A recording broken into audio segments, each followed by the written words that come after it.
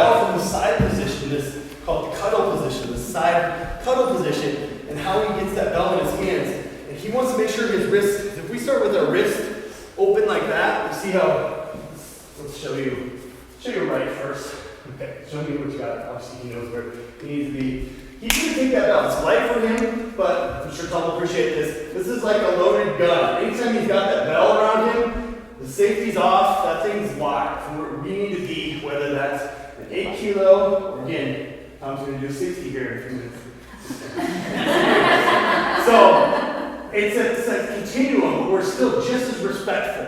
You know, whether it's a shotgun or a 22 or whatever he's got in his arsenal that day. So he's going to do that. I'm going to be live and spotting. So what's the worst thing I could do is just half-ass my spot and not actually provide him with any real information or real safety aspect where he's just going to trust that I'm there. I'd rather have him not have a spotter than a bad spotter. Because if he's in reasonable positions, he's always going to be able to go. If you want to look at my old YouTube of me dropping the 48 my first, I like to share my failures and my successes too. I dropped the 48. It went behind me. It was a little scary, but I got out of the way right away from it. I was always in enough of a good position where I could get away safely from that. And knock on wood, I've never had one person drop a bell, and I've never had an injury.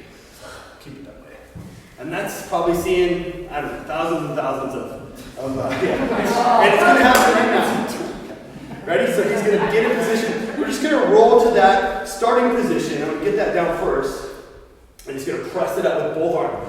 Even if it's the 8, and I bet Tom would do that because we're so in tune, so ingrained for us. We're going to respect that bell, how we roll. We want to be good to the joints too. If we're always rolling over like this, there's a lot of internal rotation, a lot of potential in the shoulder wear and tear stuff too.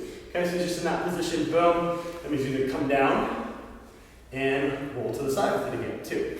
So to show you what common form issues are, he could, maybe be misplaced in his hand placement with the bell. He could roll his arm back. We want to be more like that arm wrestler over the top position. So if anything, he's a little bit flexed instead of extended. And then he brought the bell over with 2 hands and got a position. I know what you mean, Kurt.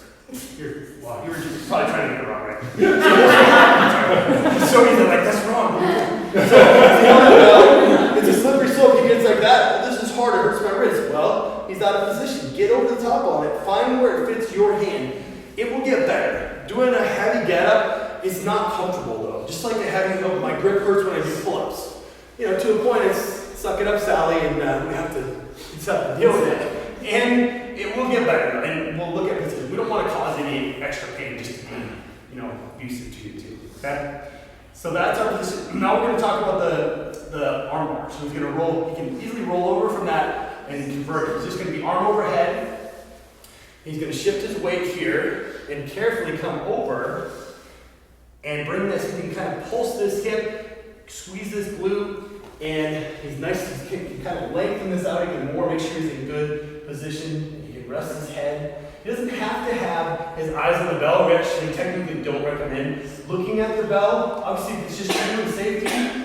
I would, again, be careful because if you don't have that awareness of where that bell is, you might be doing all kinds of weird things. So watch your buddy. It should be, see his arm? His form is vertical the whole time. His body's moving, he's rolling. There's some rolling practice in there too. He's vertical.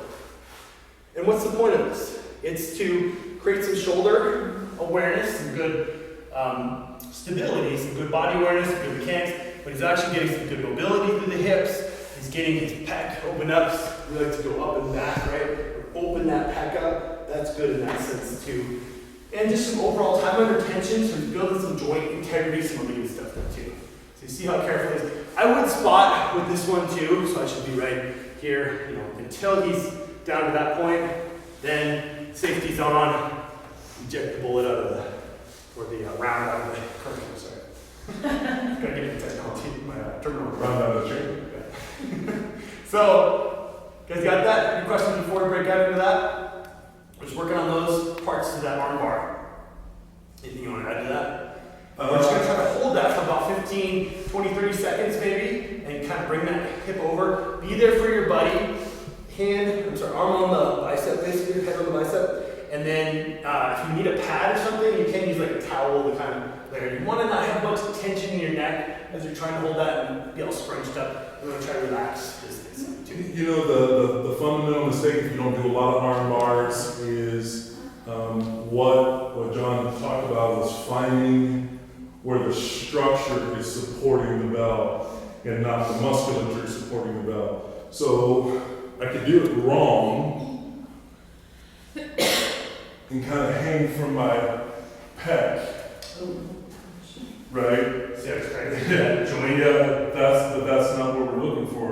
What we're looking for is proprioceptive neutral. So he's still got the active shoulder. He's still pulling. If I were to pull on him and try to move him around, there's no movement. Don't do this. But I think he's So partner, you know, if you see your buddy going in the big stretch, kind of help them find that neutral place again. That's what we're looking for. Nothing good is coming from hanging from your pec. So go no heavier than your snatch test belt, I would say too. You gotta have a little weight on there. You know, again, Tom is probably the lightest. yeah. What do you do for example, then I don't know if you do a lot of arm bars. Actually, I generally, for me, just because I'm just always trying to grease the groove and find it, I usually go a size down for me. I just kind of play a size down because I know that if it gets heavy enough, sometimes just, especially boys, our ego, we go, oh, I'm going to keep it there. Not the point. And I'm taking an 80-pound belt. It's like, oh, look at that arm bar. Yeah. It's like, oh. We're talking kilograms, by the way. And here's still, sorry, I feel like I'm not used to that evil Russian purist. And I wouldn't do that with a 48. I don't see any value to sitting there holding. I can hold that. This is stupid. I'll do something else. You know, right tool for the job, or right loading, right intensity. So that, like I said, I mean, I snatched a 24 and a 32, and that's an arm bar bell size for me. That's kind of what I play with my arm bars with. Mm-hmm. Right. It's like a way to load. You say strengthen and lengthen, and bringing in all those different points. There's a little loading, a little more extra cement. We're throwing on that good pattern. Open up the hips, open up the shoulders.